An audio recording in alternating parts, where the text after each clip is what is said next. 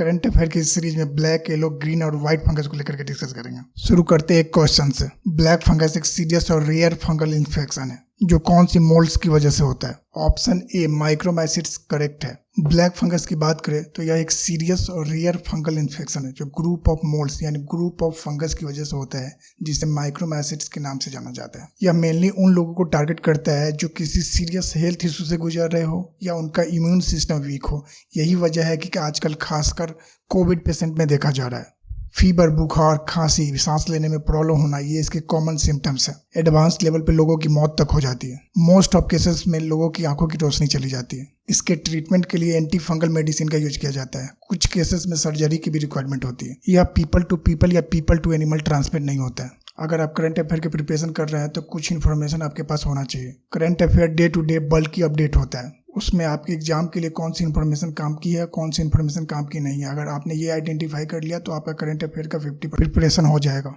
साथ ही प्रीलिम्स और मेंस के लिए करंट अफेयर की सेपरेट नोट्स होने चाहिए। साथ ही ईच टॉपिक को आपको अपने सिलेबस से कोरिलेट करना चाहिए और मैं ईच टॉपिक पे आपको मेंशन करूंगा कि कौन सा इन्फॉर्मेशन आपके प्रीलिम्स के लिए काम की है और कौन सी इन्फॉर्मेशन आपके मेंस के लिए काम की है। इस सीरीज को अगर आप through out the year follow करते हो तो most of the current affair की प्रिपरेशन आपकी यही हो जाएगी। सॉरी, वीडियो आने में इस बार काफी लंबा टाइम लगा है, बट इस सीरीज की 1 जुलाई से एक वीडियो रोज अपलोड होगा। इस टॉपिक में माइक्रोमाइसिट्स के थ्रू होता है एक ये, इसके ट्रीटमेंट के लिए एंटी फंगल मेडिसिन यूज किया जाता है और यह पीपल टू पीपल और पीपल टू एनिमल ट्रांसमिट नहीं होता है। बस ये 3 इन्फॉर्मेशन प्रीलिम्स के लिए काम की है। मेंस में इससे डायरेक्ट क्वेश्चन आने के चांसेस बहुत कम है, बट फिर भी ये इन्फॉर्मेशन आपके मेंस के आंसर को इनरिच करने में हेल्प करेगा। व्हाइट फंगस की बात करें तो व्हाइट फंगस भी ब्लैक फंगस की तरह ही एक फंगल इन्फेक्शन है, बट ये जिस मोल्ड के थ्रू होता है उसे कैंडिडा बोलते हैं और इसका एक मोस्ट कॉमन स्पीसीज है कैंडिडा एल्बिकस। बट ये ब्लैक फंगस से मोर डेंजरस है। ये लंग्स को ज़्यादा डैमेज करता है। इसके सारे सिम्टम्स वही है जो कोविड के सिम्टम्स है। यह स्किन के ऊपर और शरीर के आंतरिक अंगों में कई हिस्सों में हो सकता है।